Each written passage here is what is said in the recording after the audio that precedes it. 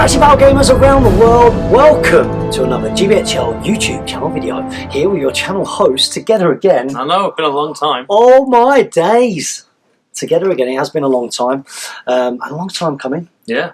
Long time coming, but we've actually finally managed to get together. People have been asking, haven't they? Like, Yeah, it's all on are you alive? when will we see a video from James and Jamie again? It's like, I don't know. Well, it's good to be back together. We've actually been doing a little bit of reminiscing and looking over some old videos and laughing at ourselves. It's terrible. Are you going to do the Throwback Thursday? We'll see. Oh, go on, do it! We were watching the old Desolation of Stockport promo videos. The original, the first. So we're just about recovering from... Oticon. Fantastic. Well done, well done. Cheers, man. Just about. Thanks to everybody who's given me feedback. You know, there's lots and lots of things I want to improve on for next year. And of course, one of the huge things at Oticon was Forge World and Games Workshop releasing the brand new miniatures there, which was absolutely huge for the event and huge for them. Yeah, the were inside word is they smashed their sales target. So they did. Yep, they smashed their sales target within 20 minutes and proceeded to take over 4 times that over the course of the whole weekend and sold out, which is great, especially for a first time, because of course it means that there's even more incentive to keep on working with the community going forwards. So well done to all of the guys who went there and did exactly what I did, bought 2 boxes of the Warriors and 1 Twirly Whirly, and that's what I got in this special bag here. I'm still a little bit upset it's not called a Twirly Whirly in the game. Is it not? An Iron Hill Ballista. Oh, that's boring. Yeah, no, come on, Trope. I want my money back. I want my money back, and that's not a bad place to start, is actually the prices, because I think when I was looking across them all, I very much thought that the Warriors, we'd be doing well if they were less than £48. Yeah. I thought we'd be doing well. For 12. For 12. Yeah, that's the 12. If you're doing less than 48, you're doing quite well. And with Dane, I thought you're doing well if it's between 30 but 40s at the top end. Yeah. And the Twirly Whirly, I honestly have absolutely no idea. Yeah, for a 4-year-old kit like that, I wouldn't have had the clue where to even begin. Yeah, no idea where to start. So it was quite a nice surprise from the Warrior point of view in particular. Yes, yeah. £40 for 12 is 4-year-old decent kits. So. Absolute bargain in my opinion, of course, because it's the tools that you're going to want more of, right? Yeah. It's the tools you're going to want more of. Now, if you're watching this video and you haven't checked out the unboxing, if you're watching this video and you haven't watched the unboxing from Damien and our good friend and sponsor Flame, Shadow and Flame, then make sure you go and check that out, because that's where they unbox this fancy package. Yeah. That's beautiful. It's so cool, isn't it? It's so cool. Really nice looking box. Now the others, not quite as pretty. Not yet. In the white box, not quite yet. And we are actually going to unbox today the Warriors themselves. So as you can see, got the logo at the front there. I'm going to have a little look. So what we're going to do, we're going to get down. I'm going to show you these in massive detail. So here we go. Here is the box set here. So we're going to open up the cellophane in true unboxing format, and it's exciting because we've not done this for a long time. No, I've not even opened my own kit of these yet. No, this is our first, so really looking forward to looking at these guys. Now, there's been some great pictures online already. Yeah, people have World Champions already painted his. Oh my days, but I think it's because the excitement level from everybody and because they're beautiful miniatures. Yeah. Absolutely stunning miniatures. So let's open up this box, and I believe from watching Damien's unboxing that this is slightly different from the look of it to the Dane box. The Dane box seems to have so you take it off the top. Right, yeah. No, whereas this is sort of old-fashioned, which is no good for me because I'm terrible at opening anything. Yeah. I'm the kind of person who rips open the birthday card when you get the birthdays and tears up the check. Wow, so there we go. So we've got some literature in there. Which says, it's an assembly guide. We love assembly guides. Cool. So, there we go. Image of them completed. This is not a toy. This is not a toy. This is what I've got to show Jane every time she says, "You little toy men, you little men," and looking pretty good. And one thing that I noticed when we saw the artwork for all these guys being put out there on the website and the like, and when obviously they announced it for Oticon, is the paint jobs I thought were pretty good, especially for Dane. They're very cool. It looked absolutely amazing, and it's something that was quite different from what we saw with the Desolation of Smaug and Battle 5 armies. Yeah. But the paint jobs didn't seem very inspiring. No. So good assembly guide there, looks pretty in detail, and notice that all of them pretty much they're all different poses. Yep. All 12. Are they all different poses? They look slightly different. There might be. There might be. Yeah. That's incredible. That's cool. That's really cool. And £40, especially when you look at the other bits and pieces. Yeah. That's absolutely fantastic. So let's open this up and have a little look. So let's start off with the shields, basic stuff. So if you've not seen Forge World things before, they come on this little block, don't they? Yep. This block. What's your first impression of that? The detail's very crisp on it. Really crisp. Very sharp lines. And not a whole lot of. You definitely need to put them in the bath. Put them in the bath. Yeah. You can feel the release agent on it. It's very slippy. Yeah, they do need a bit of a wash. Been a few memes for that already. Yeah. On the pictures. Big shields. Very cool. Very big. Really, really, really big shields, just like the movies. And like I say, not a ton of flash on them. Nope. Which is good. So those are the shields, and it's got that gorgeous design, that ball head design that's on there. That'll be really, really cool to paint as well. They come with standard bases, so Dane's got the option of obviously having the pretty base. Yes, yep, the scenic base. Absolutely, got the scenic base. But these guys just come with standard bases. I'm probably going to put these on Generation Shift, Matt Davies, on his bases. Battle 5 Army Cess one. Absolutely. So I do recommend, if you've not done that already, that's good. If you've not done that already, that you get in touch with him and get some of those, because that's exactly what I'm going to be doing. So these are the spears. Yep. Now, at the bottom there, 1, 2, 3, 4, 5, 6. Numbered them. That's incredible. Because they are different to each other's. Yeah. Now, one key bit of information is, of course, what Adam Troke put up on the group. Yeah, and that's that these bits here, the top of the spearhead, where there's the sort of the hole, I guess, the two little struts either side are flash and should be taken off. There you go. Now, some people have opted to keep them because they look really cool. They look cool. Like, I think it just looked part of a. If he hadn't put that up, don't think I'd have clipped it off. No, I don't think I would have known. But looks very, very, very cool. And they're not. One thing straight away compared to fine cast is that it feels tough, doesn't it? Yeah, that's a lot stronger.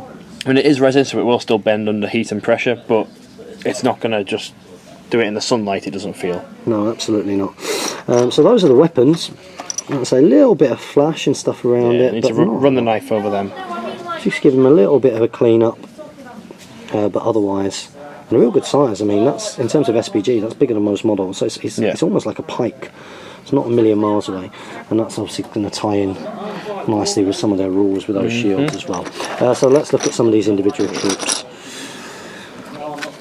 So immediately I look at those and I just think the crisp detail. You look down at the chainmail. If I bring it close. Absolutely. Too close. The chainmail's perfect. See all the beard detail, it's just very cool. Got swords on them. Can faint. I think the thing that gets me the most, if I bring this one into shot, is when you look at the faces in the helmets. Yes. The faces in the helmet, so if you look at that guy there, his beard is just beautiful, really incredible. It's all those little details. And I look at a model like this and I think this is going to lend itself to a wonderful paint job, because a lot of the details are already done there for you. So really, unless you're putting your paints on really too thick, then you're going to end up with a nicely painted miniature. Get some nice base colours and ink it, it's already going to look amazing. When you start applying highlights, there's no doubt really where they are going to be when you look at this miniature, because it's got lots of sharp edges, really crisp, beautiful. And that's the next lot. And there is still a little bit of flash that you can see on the models there that need to be cleaned up, but nothing strenuous.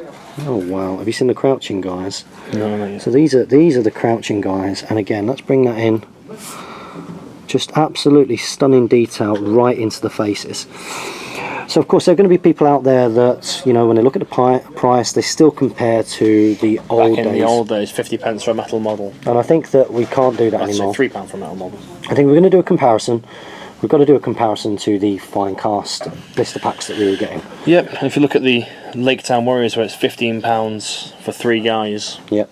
Like pound a point. Yeah, pound a point. You just can't. You can compare. We are comparing, but you can't compare them in sort of quality and volume and value for money. Yep. 12 divided by 4, just shy of £4 a model. Yeah, £3 something per model, isn't it? Yeah. £3 something per model, and I would pay that for this. It's the beautiful sculpts. A lot of thought's gone into making sure that they are absolutely awesome. It's a much superior quality material that's enabled them to get some cracking detail all the way through, and I can see why people have opened this box and immediately want to start painting. We've got one more lot here to look at, and then we'll have a little bit of a look through at their rules. So there we go. Do recommend, if you've not already checked out the Great British Hobby League Facebook page, that you do that, because there's just tons and tons and tons of inspiration on there from people who've already started painting these bad boys. So overall impressions of the models? Stunning. Absolutely stunning. And I personally think great value for money. If this is what we've got to look forward to going forwards, then winner winner. Bring it on, yeah. Bring it on. Now we need to talk about what we think they're going to be like in the game, because of course there have been some pre-release rules sent out there, so I think that's pretty much near enough final, but could change. Yeah, pretty much final, going into the book, which should be coming out reasonably soon in the big scheme of things. So let's talk about whether this is going to be an army which is going to be popular not just for cool models and a gorgeous aesthetic, but whether it's going to be a popular army because it's going to be a powerful army. Oh my days, they are beautiful. They are beautiful. But am I going to put them down if I'm going to a tournament? Alright, so we don't have the rules sheet with us. We've got Steve to very kindly quickly send one over. Thanks, Steve. Cheers, cool Steve. So an Iron Hills Dwarf, what do you think? So when people theorise in this model and what the kind of things we like to see, and this is probably one of the massive advantages of having somebody who is part of our community, who's playing games, who's talking nerd Lord of the Rings SBG talk all the time, is that I think everybody liked the idea of some kind of shield or special rules. So these were going to be heavy armoured, pretty elite, tough guys. I believe that's what we've got. That's what we have got indeed. So imagine a Khazad guard with a spear. It's good. That's the start line. That is the start line. And the points. The start line and the points. Khazad guard with a spear. Which is, you can't complain. Like, the Khazad guard profile is so strong. Yep. And then just to give them a spear as well, it's even better. Absolutely. So point it as such. So straight away you've got your fight 4s in there, and all of your special stats that you want to go for. Your strength 4. Strength 4, defense 7. Yeah, it's all there. Courage 4. Yeah. Special rules, shield wall. Whilst in base contact with 2 or more models, this special rule. Whilst in base contact with 2 or more models with this special rule, so other models with the shield wall rule, this model gains a bonus of +1 to its defense. Defense 8. That is incredible. That's ridiculous. So what else is defense 8 in a game that is not hero? No troops, I don't believe. Because the Wardens defense 9. What about the Army of the Dead? Oh yes, they are defense 8. Yes, they defense 8. So I mean, but that's it. And he's got a fight 4. Yeah. And a strength 4, and they can spear support. And they are armed with heavy armor, sword, spear, and shield. So no swapping out axes. Now, a key point here is that what we are probably going to see going forwards with a lot of the new profiles and in a new book is that models, and this will be a very popular change, will be listed with the equipment that they should come with, or at least the options that they can have. What they can have, yeah. So, for example, on that basis, if you were going to write a Rohirrim supplement, a warrior of Rohan will probably be listed as having either sword or an axe. Exactly. So that is straight away a really, really, really positive observation. Yep. Well, that's their stat line. That's the stat line. It's fantastic. It's that. So really, if you think, are they? I mean, that shield wall is effectively replacing bodyguard on your Khazad guard. Oh, well, bodyguard, they've not got that. No, but I mean, it's replacing it. Oh yes, yeah. So it's replacing in terms of the costing. And then you're adding a spear to a Khazad guard and allowing it to go to defense 8. For that number of points. Yeah. I mean, the defense 8 is they're cheap, aren't they? Well, the 2 is, when you look at it, when they're in shield wall formation, which they most likely will be. Yep. Strength 2 shooting needs 6s by 5s to hurt them. Strength 3 needs 6s by 4s. Crossbow still needs 6s, so they're probably a nice deterrent to them. Yeah. But in combat, if you're strength 3, you need 6s by 4s. Yeah. To kill a troop. These are definitely an anti-elf army. Yeah. You look at this and you think, well, the ability to go to defense 8 is negating strength 3 shooting and strength 3 fighting. 6s by 4s for elves. And when you combine that with the fact of the twirly whirly, Whirly, yeah. which it will be forever known, and we look at those rules, which is in the future, you just know that this is Anti-elves and anti-everything. I mean, the big question, I guess, that they'll need to answer straight away is, do they get the bonus when knocked down? Okay. If they're in base contact with 2 or more. Yeah, because immediately you start theorising, what do you do to get rid of these guys? Yeah, so taking away shield wall is going to be the big thing, and to do that, you have to knock them down. Yeah. But if they, obviously, in our minds, and I'm sure everyone's minds, if you knock a shield wall down, it loses its effectiveness. So should not. Come on, cavalry with lances! Yeah. Like cavalry with lances will do it. Yeah. But if it were to be ruled that being knocked down doesn't affect the shield wall because you're still in base contact with 2 or more, then I just don't see their weakness. Yeah. I mean, every rule should have a workaround, and I feel that being knocked down should remove that rule. Yeah, it makes sense, doesn't it? You're no longer in the shield wall if you're on your bum. I mean, the counter argument is just like when you're knocked down currently, if you just put a token next to them, they still occupy the same space, so it still would be in the shield wall. Your friend would put his shield in front of you. But when multiple models are knocked down, you just can't have that shield wall in effect, surely. No, and it's important to have that kind of balance because they do seem on first glance. Of course, I've had no chance to never use them. So just theorising, they do seem to be very, very, very strong. So you're going to look and say, what are the kind of things which you're going to get through these guys? Well, we don't know which way Piercing Strike's going to go yet. No.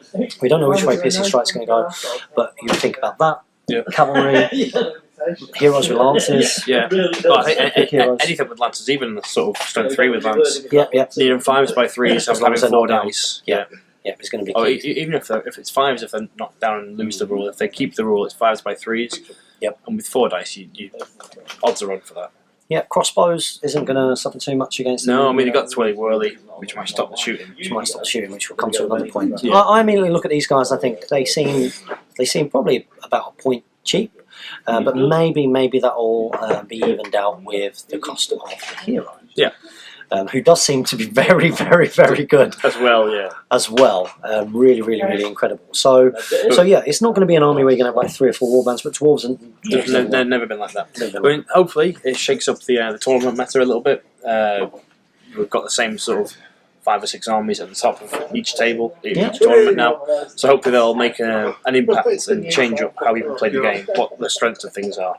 Yeah, I think that they will certainly negate your good elven shooting kind of army. Yep. Rivendell Knights are going to get a little bit by him. Rivendell Knights will be hurt, but I think Mirkwood will be hurt more. Yes. And Mirkwood across the board is hurt a lot more against them because they don't have the lances and the knockdowns.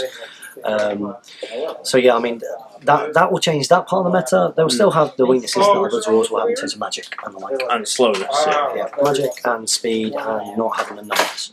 But it does seem like we're probably going to get command pack with these, so there will be banner and fawn and the like. Captains, so that'd be quite cool to see, see them. And I can't wait to paint these guys. How many people do you think are going to bring these to the next tournament? Well, not the next one, but as soon as they're made general release available, how many of these armies? Yeah, and I'm just going to charge in with every single Rivendell Knight. Every single Rivendell Knight is going to have to charge in. But I think they're going to be really, really, really popular. It'd be interesting to see whether people set up to counter that straight away. Yeah. Whether they start thinking about things like, not that it's powerful, but are you going to take things with blades, which strike courage, armor, and taking things that can knock down and piercing strike, which we see anyway, I suppose. But really exciting. Now, who can lead these guys? We mentioned it before. But Dane can lead them, and as can the champions of Erebor. The champions of Erebor can lead them. Now that's good. There's some cheap heroes in the champions of Erebor. There are, and all of them can. It's not just a restricted number. And all of them can, yeah. That's really good. And I guess that makes the champions of Erebor a little bit more relevant. Yes, I mean, currently you only see them in the champions of Erebor list, and as cool as they are, you don't want to take all the dwarves on foot. No, all dwarves on foot, hero-wise, probably from a scenario play point of view. Yeah, very cool, but not competitive. It's not really going to do it for you. So the fact that they can now lead troops suddenly makes this army, I think, and them, you're going to see a lot more of them. I know that I made sure I picked up some champions in order to be able to do this army. So I think we're going to see a few of them around. Do you think we're going to see any win the tournament reasonably quickly?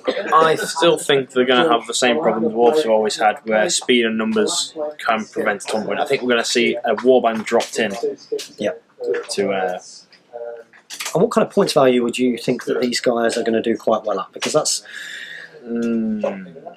a. I've been writing a few lists. I've obviously not played them, so it's all theory hammer. Not figured out their points value yet. I reckon the bigger you go, the better they get. Perhaps, but then they're more likely to come up against more things that can negate the whole thing. Yeah, I mean the problem is sort of the heroes you want to lead them are quite expensive, and they themselves are when you start taking multiples.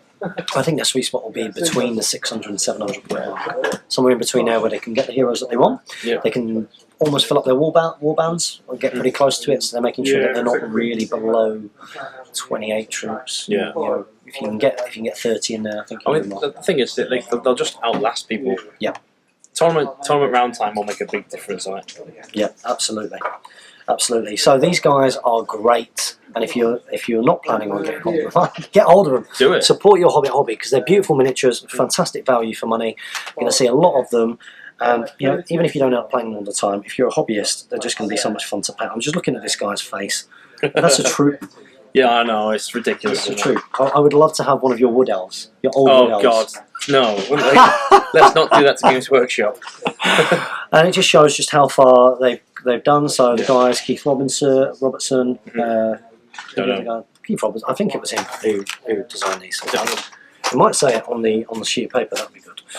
Designed by resin dust can be harmful if inhaled. Don't do that, kids. Sorry, sculptors. Sorry, sculptors. Comment below, sculptors, what your names are. Comment below, and we want you guys out there, Strategy Battle Gamers, I want you to comment. Are you planning on getting hold of a box of these if you didn't manage to get some at the early release at Ardacon? Are you looking forward to painting them? Are you looking forward to playing with them? Do you think that they're costed right? Do you think they're going to be strong? Are they going to win the tournament? Let's get the conversation going. So this has been an unboxing. The first one for a long time from us. First content with us together for a long time. We're okay. We're alive. We're alive. Still here. We're still here. Do you reckon we can still do the sign off? Yeah. Am I starting? Yeah, go for it. As ever, guys, we've messed up already. Don't forget to comment, like, share, and subscribe. Make sure that you support your Hobbit host by checking the links in the video description below. Like us on Facebook, follow us on Twitter. Support your Hobbit hobby. And happy strategy battle gaming, everyone. Which is the wrong way around than we normally do it, but we nailed it. Did it.